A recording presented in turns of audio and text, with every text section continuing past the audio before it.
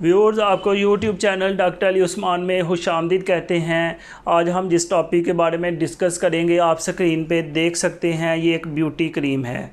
Faiza beauty cream आप screen पे देख सकते हैं। बहुत ज़्यादा इस्तेमाल होने वाली ये क्रीम है। इसका सोप भी मौजूद है और इसका फ़ेस वॉश भी मौजूद है।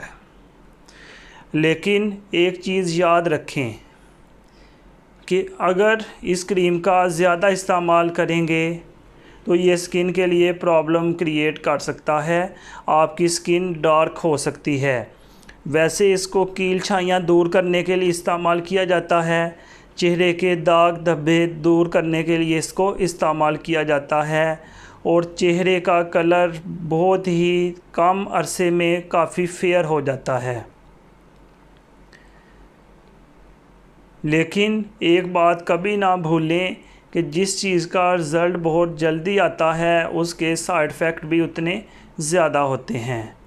इसकी कंज्यूमर प्राइस आप स्क्रीन पे देख सकते हैं, 220 रुपीज़ इसकी कीमत है।